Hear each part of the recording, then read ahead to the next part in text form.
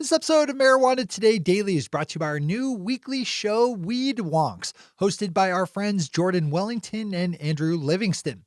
We're now 11 episodes into this very cool podcast, which dives into the details and minutia of legal marijuana regulation, legislation, and lobbying. You can find Weed Wonks wherever you find podcasts by searching for the term Weed Wonks, with wonks spelled WONKS. You can also just jump over to weedwonks.com. Good morning, Marijuana Nation. It's Wednesday, November 6th, 2019, and you're tuned into episode 834 of Marijuana Today Daily. I'm your host, Shay Gunther, and I'll be walking you through today's marijuana news and headlines. As always, we have a full and busy day of cannabis news in our hands, so let's jump right into it. We have big news out of Massachusetts, where yesterday a judge ruled that Governor Charlie Baker's administration does not have the proper authority to ban the sale of marijuana vaporizers, and that the power to do so lies with the state's Cannabis Control Commission. That means that the ban imposed by Governor Baker back in September on the sale of both nicotine and THC vaporizers will no longer cover cannabis products. The actual ruling by Superior Court Judge Douglas Wilkins does keep the ban in place for just a bit, but only until Tuesday. The Massachusetts Cannabis Control Commission is set to meet tomorrow, during which time it could decide to keep the marijuana ban, though we have no indication one way or the other how that might land. We can say for certain that Commission member Shalene Title will probably not be supporting a ban, as she's been a leading voice in criticizing the governor's anti-vape policy for being reactionary and ineffective at protecting the health and well-being of consumers. So keep watching this one over the next week. Massachusetts holds on to our top news with this next story by Dan Adams, Felicia Gans, and Naomi Martin over at the Boston Globe, looking at a grand jury just pulled together by U.S. Attorney Andrew Lelling to investigate possible corruption within the Massachusetts legal cannabis market, specifically with the relationship between licensed marijuana companies and the towns and cities that hold the power of allowing them to operate. We've talked about the community host agreements required in Massachusetts before here on the show, as well as the deals that towns have demanded from legal marijuana companies that they hand over more money for longer periods than allowed by law. Apparently, that hasn't escaped the notice of U.S. Attorney Lelling, who has now issued subpoenas for documents relating to community host agreements from at least 6 communities that we know of. U.S. Attorney Lelling was the force behind the recent case of former Fall River Mayor Giselle Correa, who was arrested after extracting more than $500,000 in bribes from prospective cannabis companies. This one has some possible weight, maybe not a bad one to read in full.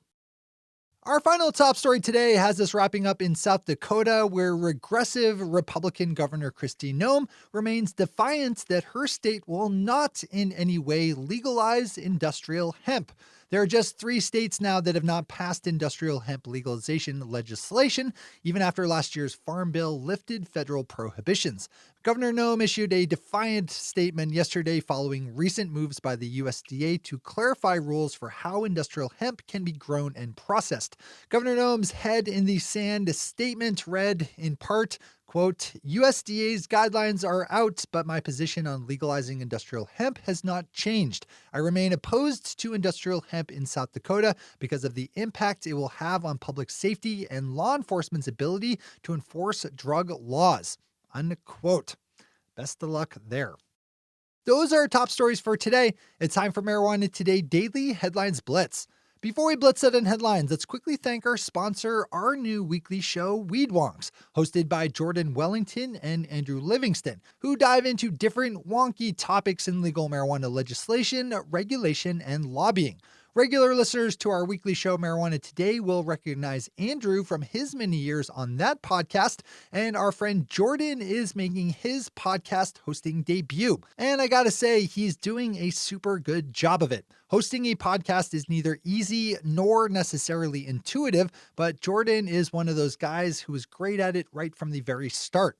I've seen a lot of podcasters develop over the years, and I have to say, most of us have not been good at it right away, and I very much include myself there. But Jordan stepped right up to the mic from episode 1 as a pro. He and Andrew have great chemistry and they have a lot of fun with their guests and topics of choice each week. Weed Wonks is the perfect new marijuana podcast to add to your regular rotation. Between all the shows published by MJ Today Media, that's this one, our weekly flagship show Marijuana Today, as well as the Green Rush and Weed Wonks podcasts, we keep you in the loop and up to date on all the things you need to know. Search for the term Weed Wonks wherever you listen to podcasts to tune in and subscribe, or just swing over to weedwonks.com with wonks spelled WONKS. That's weedwonks.com. All right, time for the Blitz. We have a story out of Illinois that nicely illustrates some turmoil created by the disparity between federal and state laws over marijuana, as well as the general uncertainty in how CBD is processed and sold. Illinois truck driver Trevor Darrow has filed a class action lawsuit against a CBD products company because he failed a drug test that he said was caused by his consumption of gummies labeled as explicitly containing no THC, which is what he failed his drug test for. Right now, there's no way of knowing if any CBD product contains THC, with the exception of the prescription drug Epidiolex. Mr. Darrow said that he bought the CBD gummies specifically because they were labeled as not having THC. This is an interesting one to watch, and probably not the last case of its kind that we'll see. Police in New York City are crowing proudly about a recent drug bust that they say turned up more than 100 pounds of marijuana. The only problem is that the marijuana appears to be industrial hemp, very well documented industrial hemp. The NYPD recently posted up pictures online after they arrested Orrin Levy after he turned up at a FedEx facility to pick up his hemp shipment. The hemp had all the right paperwork showing that it was industrial hemp, but that didn't stop the cops from claiming the bust. Must have been a slow day for police. Right now, the stolen hemp remains in the possession of the New York Police Department, who says they are still investigating. Multi-state operator Columbia Care just scooped up Colorado-based marijuana dispensary chain The Green Solutions for $140 million in stock and cash. The deal will give Columbia Care 21 new dispensaries, as well as new cultivation, manufacturing, and processing facilities. New Cannabis Ventures has more details there if you need them. Yesterday, the U.S. Department of Agriculture released a video webinar covering the basics for how the agency intends to regulate the industrial hemp industry. The USDA has been working on the rules governing legal hemp after last year's Farm Bill lifted federal prohibitions on industrial hemp. Last week, a draft set of rules was posted to the Federal Register, and right now the government is taking public comment on them. If your business touches hemp in any way, you gotta spend some time today to open up Kyle's story so you can watch the embedded video webinar. Randy Robinson and Mary Jane picked up on an interesting topic with a story about 2 new proposed hotels in California that will embrace marijuana culture. The 2 planned cannabis-friendly resorts will be built in Palm Springs and Desert Hot Springs, the latter which is close to where the annual Coachella Music Festival is happening. There is a lot of room and business opportunity for hotels that are cool with cannabis, so it's good to see headlines like this. Marijuana Business Daily's chart of the week shows that the amount of money invested in the legal marijuana industry in 2019 was up over 2018, but rose at a slower pace than we saw the previous year. The chart looked at the first 40 weeks of 2017, 18, and 19, since we don't have a full year of data yet this year, and finds that in 2019, there were 487 deals, raising an average of $21.3 million, up from last year's 459 deals, raising an average of $16.2 million. A healthy jump, no doubt, but in 2017, there were just 286 marijuana fundraising deals, landing an average of just $6.5 million. So the jump from 17 to 18 was much larger than from 18 to 19. This is another good one to open up, if only to see the chart itself. And finally for today, Kimberly Lawson over at Marijuana Moment has a great story that I am happy to report. According to a study conducted by researchers at Vanderbilt University, it does not matter to the average person whether you use the word marijuana or cannabis when it comes to their support of legalization.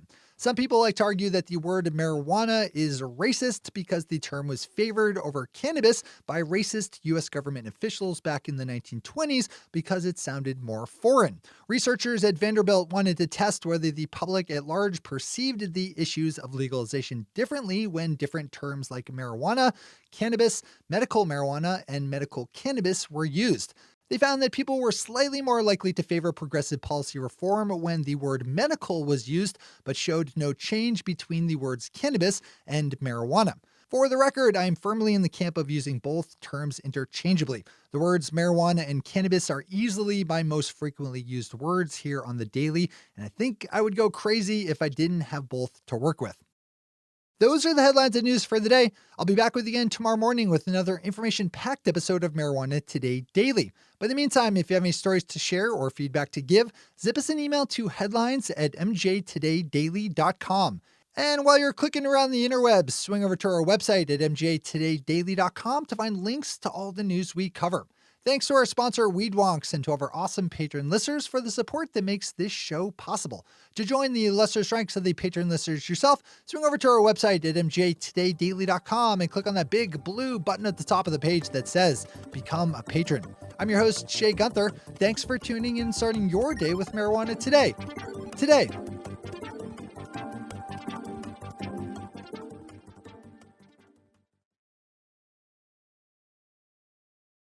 One take, Shay. One take.